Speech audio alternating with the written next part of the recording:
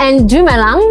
Welcome to the roundtable for the SuperSport Nounouche, here for her cover shoot. I'm surrounded by three amazing ladies. But before let me just introduce myself. My name is Koketso Kgogome. I am the sports and lifestyle contributor for Nounouche.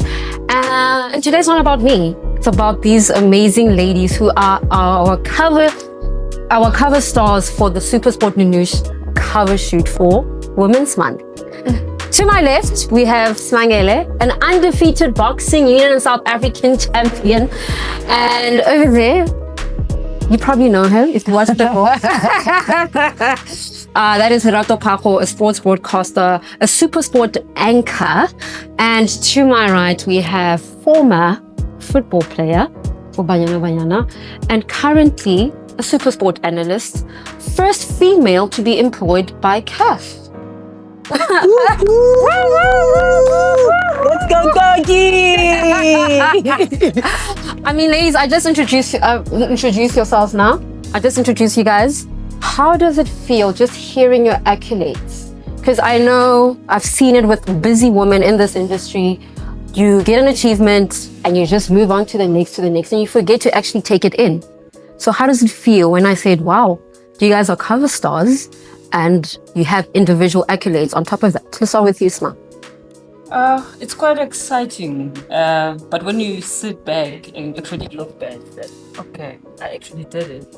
You know, you become so proud of yourself. But when you hear it from other people telling you, you're a champion, you're this, you've achieved so much in your life, and I'm like, thank you.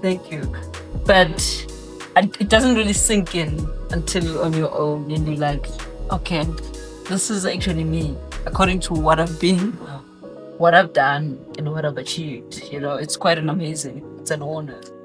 It is. I mean, you did say it takes time to let it sink in. Lerato, please take this platform to actually let it sink in and just translate to us what it means for you once you let it sink in. I think for me, first and foremost, I'm in awe. And I'm going to exclude myself in this conversation because we've got a boxer here. I mean, the sweet science, always ringside, undefeated. You know, it's beautiful to see. We've got Toki that has worn the Banyana jersey. Not only that, captain's armband. So I think we're here with champions. It's honestly just a beautiful setting. But when I look at me as well, with regards to my journey in the industry, and I think I concur with Smash, which is sometimes it doesn't click. Sometimes it's all about keeping up with the pace, keeping up with everything that needs to happen. That it's only maybe on those few occasions like today where we get to sit back and be like, wow, what a journey. I never thought I would be here, but nevertheless, I'm thankful. But we still need to go on. Do you feel the same? I agree with the ladies, simply because you spend so much time in your career where you're always just trying to be the best, or you're trying to do best, that you forget to just sit back and be like, damn, I worked hard. And you didn't really get any exceptions, but you really let your hard work speak for itself. I mean, I look at LP, her process throughout the whole SuperSport platform, and where she started to where she is now. It's just like a trajectory where I wonder if she ever just stops and she thinks about it, because most times it's either you pit it against somebody or a certain generation, and you really can't take it. I mean, Smash is the first of its kind. She's doing amazing things. So you know what I'm saying? So I really do hope that as women, we do really take that step back and just, let it sink in, because like Smash says, we're always just on to the next. And for some odd reason, the world seems to just say you can't be loud about it as women. You need to be a little bit conservative.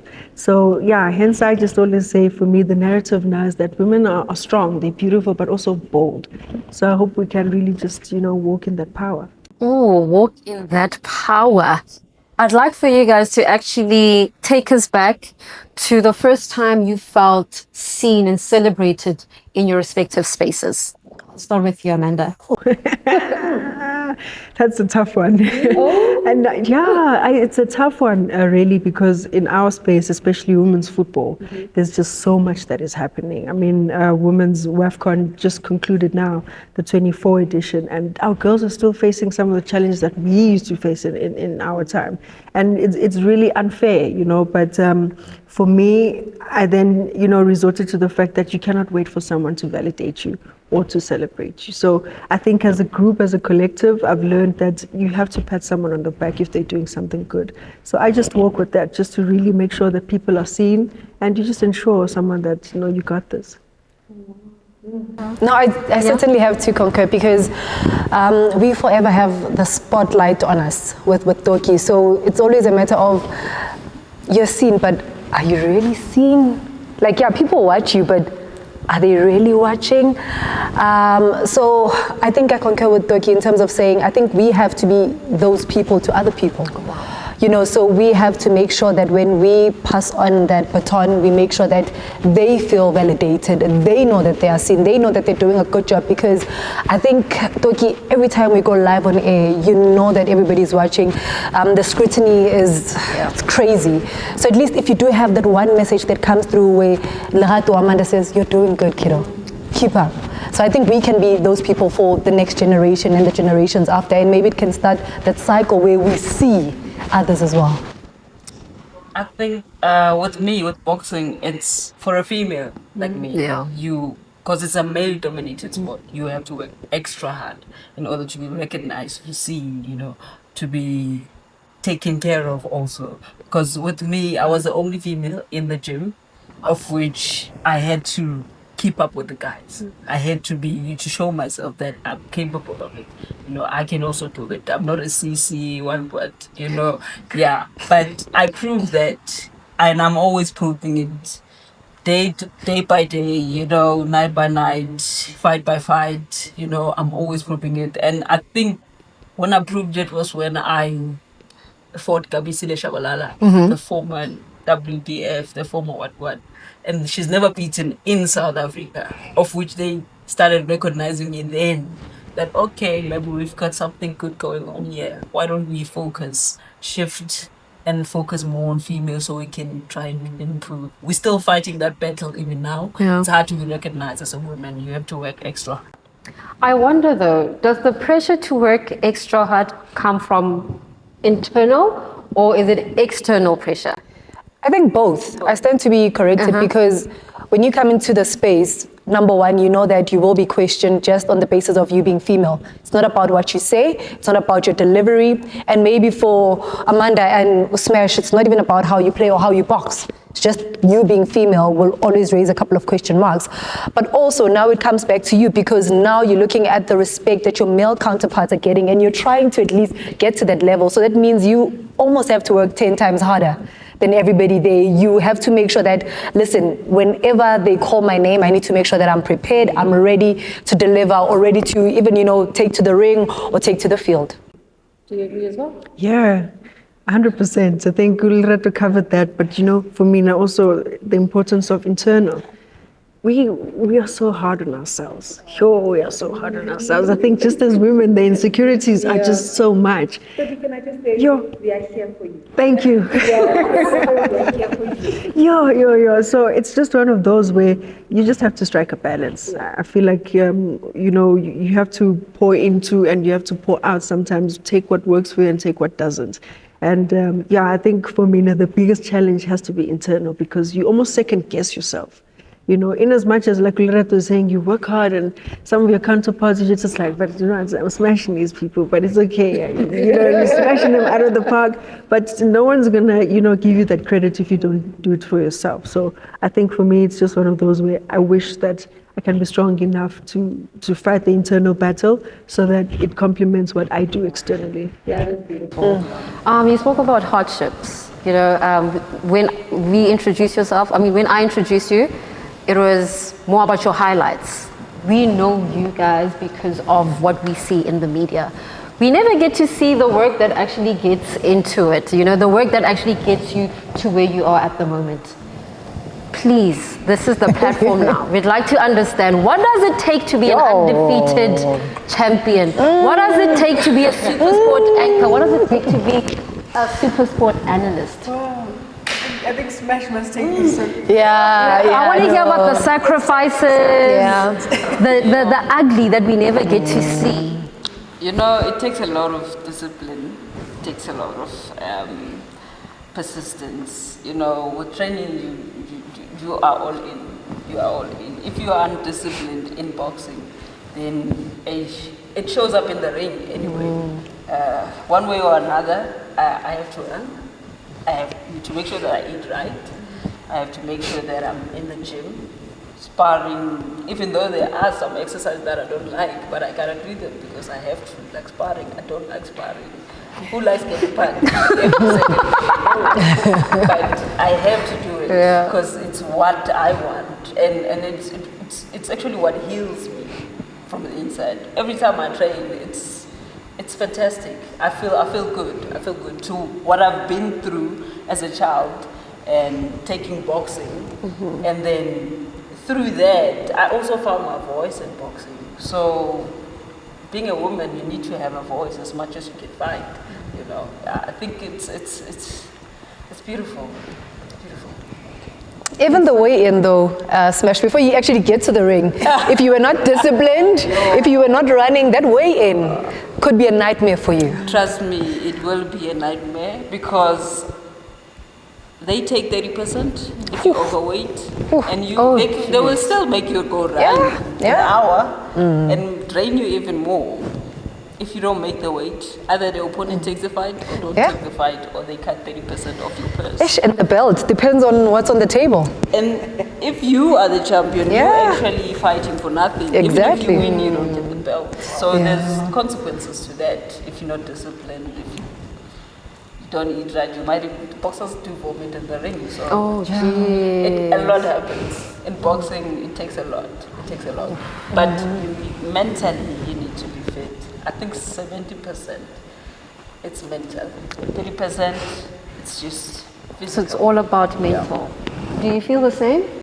Yeah, it has to be. I mean, I just think about, the times when nobody's watching or you don't have someone that, that can really spur you on. It's just like you have to have that discipline, otherwise it becomes difficult. And for me, even just transitioning from football into sports commentary, these ladies, Lerato is not telling the truth. These ladies are in the gym all the time because you have to look a particular way. And for us as athletes as well, there's an expectation that you still need to look like Amanda was playing 10 years ago. So it is just, the amount of work that you put in outside, you having to do your research and preparing for every match. And with you, Lerato, what are the sacrifices that we don't get to see that got you to be a SuperSport anchor? I think honestly pouring your heart and soul into it, because it definitely comes across, because it comes across in the lingo, it comes across in the research, it comes across with earning the respect from your colleagues, the coaches, the players, people that you interact with, because you can't cheat it, Doki. Whether you like it or not, if you're not giving it the attention that it needs, if you're not watching the games, if you're not watching or doing research, whatever that's coming up, being clued up about what's happening globally, because it's not just about having a narrow focus with regards to, okay, what's happening in South Africa. It's about what is happening elsewhere as well. And that is time consuming, but also the sacrifices, Doki, we don't get to spend time with families. We've missed our friends' birthdays, weddings, events that are important. Those are some of the sacrifices that I think a lot of people don't talk about. Because when you know that you're booked and you know that you're working, there's certain things that you'd like to attend, but unfortunately you can't. And I think it does come down to that. It's part of the sacrifices that we have to make. Jeez, that's okay. Now we have context of what it takes to get there. So for everybody who wants to be in your positions, into your positions, they actually understand that, okay, it doesn't just take the love and passion for it, but discipline is what I took out from it, and also just sacrifice. That's very interesting. But now let's just flip the switch, right? We spoke about challenges, sacrifice. Let's speak about softness. Can we get to the good part? Let's speak about softness. As women, we are soft. Nobody wants a hard life. Everybody wants a soft life. I mean, that's why we do what we do. That's why we, chose the careers that we're in. How does softness come into your journeys? How do you embrace softness in your journeys? So with you, Amanda. Geesh, for me, it's been a very long journey. You come into a space of women's football, there's certain stereotypes around it. It's either you belong or you don't. There's no gray area. So it's easy for you to probably get lost, in that journey where you're just like, this kind of identifies with me, but maybe not. And then as you grow in life, then you meet yourself and you just keep growing and maturing and your preference starts changing. Like, actually, I think I like this, So I think it's just one of those things for me where I had to be really patient with myself and understanding that I'm all in just for football, Anything else that meets me along the way, you're going to have to pivot. And that's the advice I always give to the young girls, that at some point you're going to have to pivot. And it's very important that you know yourself. I always just have to trust myself. My mom always says, your gut will never mislead you. You have to be truly anchored in who you are, your values, whatever it is that your upbringing is. Lerato spoke about how we hardly ever go home. I'm from KZN, but I try to be at home every month. If I find like an international gap, I drive, or because I'm alone in Joburg, because that sense of community is so important. So the alignment of who you are and the things that speak to you, I think would be things that would carry you.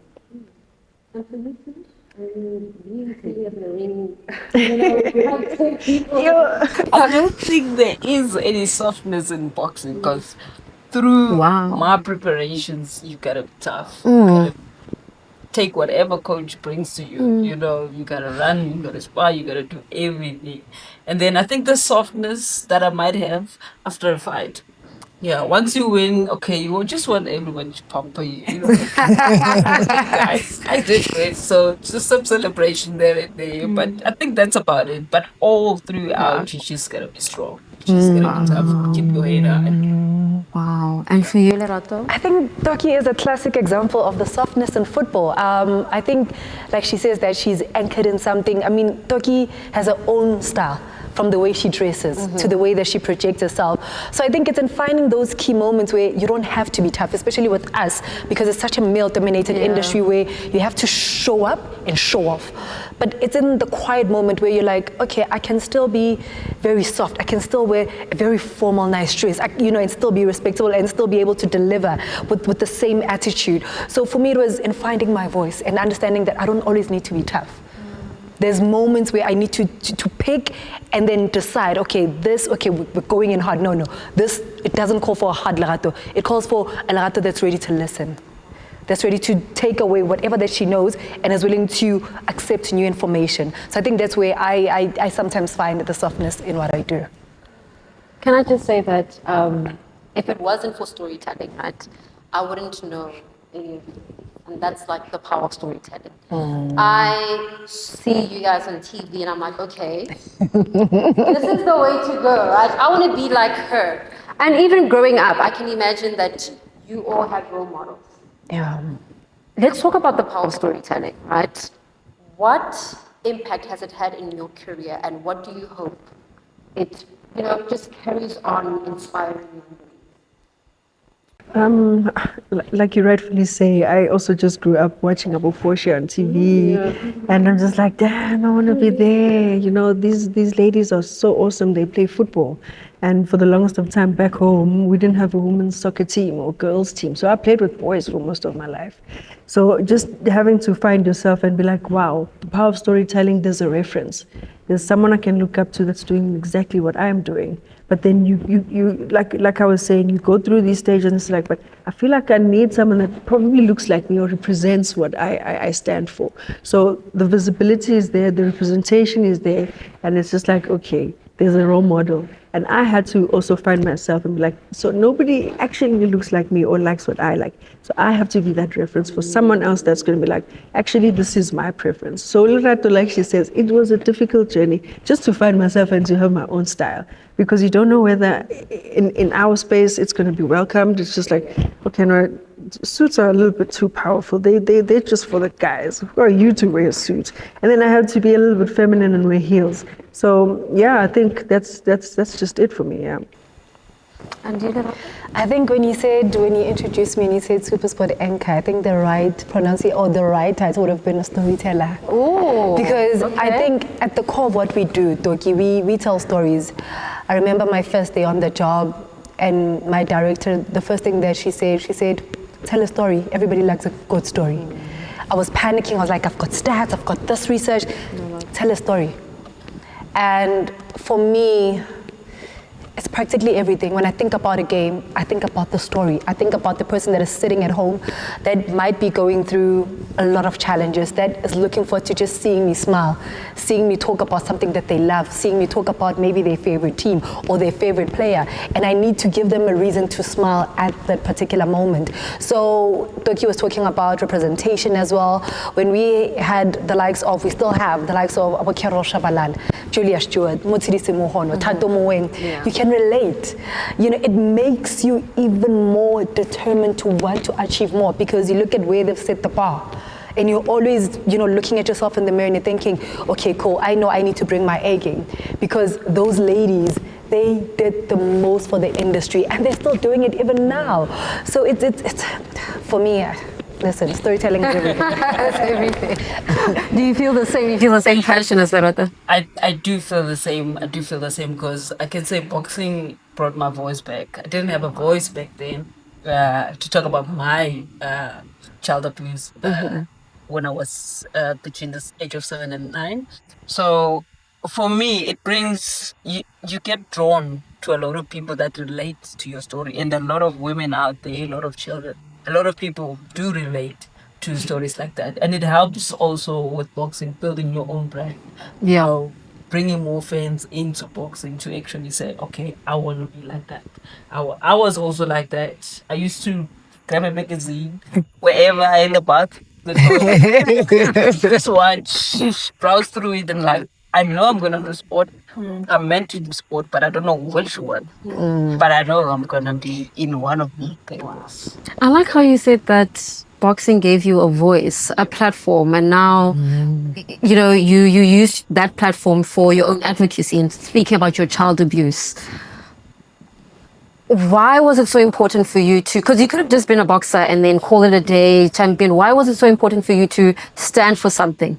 I think it made it easier when the people I was around with, like Colleen McAusland, she's my manager, but she's also a counselor. It's comfortable being around her, and she goes to children's homes. She counsels women who been in an accident or who grieving for their sons and daughters, whoever. And I think just being around it makes me comfortable enough to talk about it. And that was the first time I actually talked when I was around, of which, and I think she was like, no, this needs to go out, you know. And boxing was the very best platform to actually talk it out, you know, to bring more fans, to have a story behind the boxing, and it matches perfectly. We just have to keep on smashing that. You need to keep on smashing. All right, ladies, now to just close it off and conclude this amazing conversation, we can go all night. Please. We can go all night. We can have an episode for every day of August.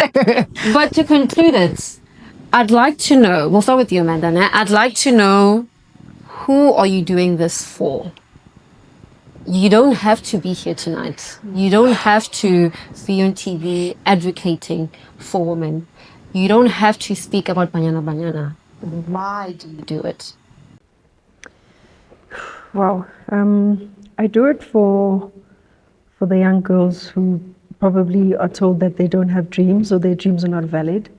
The young girls who probably still get a beating for going just to play football. So that they see that there's a reference, you know, there's a career in football, but also transitioning. It's not easy to be able to transition from a footballing space where the environment is just made for you to just thrive, to you being your own person, your own manager, and for players who still find themselves maybe in a twilight zone of whether I should quit football or what happens after retirement, you know, but also for every woman that wants to be in broadcasting. Broadcasting is not easy. Everybody wants to talk sports. Everybody loves sports. But not only did I then become a soccer analyst, but there was an opportunity. And this is the thing. You must always find opportunities. I want to represent women who want to find opportunity. Female commentators, there's a lot of female commentators all of a sudden hitting me up. Yo, I love what you're doing. I'm from wherever, Zambia, Ghana, and this is what I do. And I'm thinking, how is it that we didn't know that there were so many other female commentators in the space up until someone gave you an opportunity? So if you're prepared, an opportunity, you must always just be prepared to meet an opportunity. So I really represent women who are on a journey of just pivoting and meeting opportunity. Who do you do it for? I think I'm actually doing it for those that can't fight for themselves, for those that don't have a voice. And basically, I just want to steal people's hearts as well. Stealing people's hearts, smash. I think there's still that.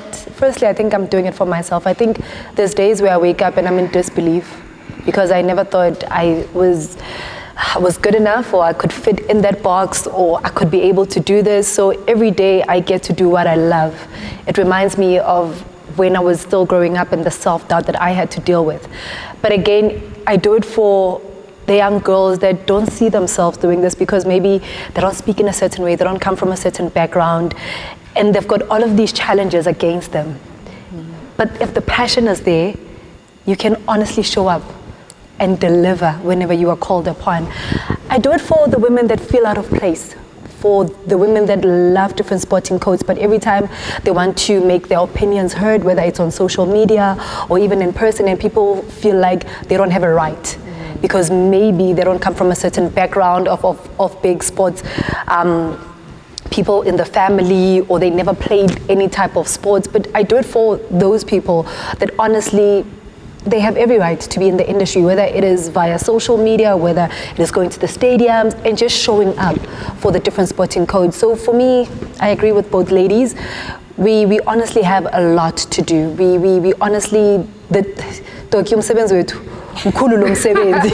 because people look at us and we're good examples, but still there's still a lot of work that needs to be done to make sure that these girls, their dreams are validated. They wake up every morning with the same passion and belief that they can be and be able to achieve amazing things. Okay.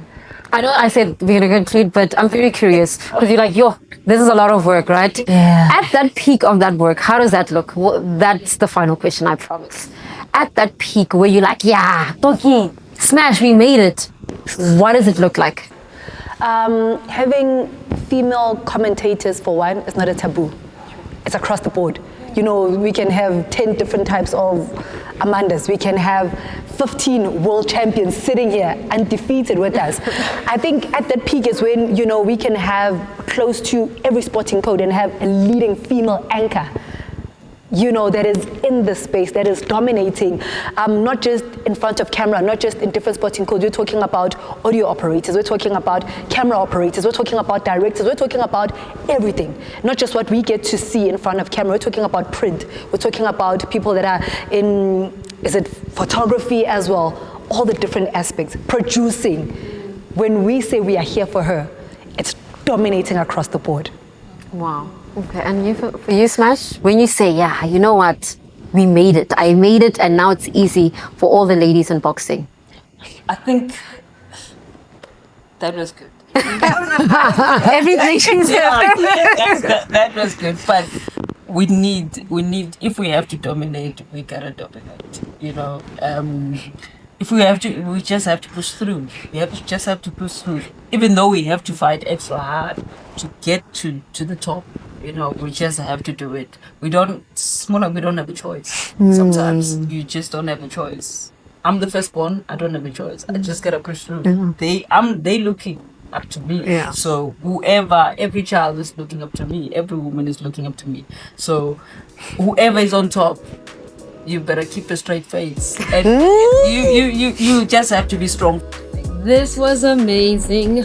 These are your 3 cover stars for the SuperSport Nounouche here for her cover shoot 2025 to celebrate Women's Month. Wouldn't have it any other way. That's why we call it. It is officially a wrap.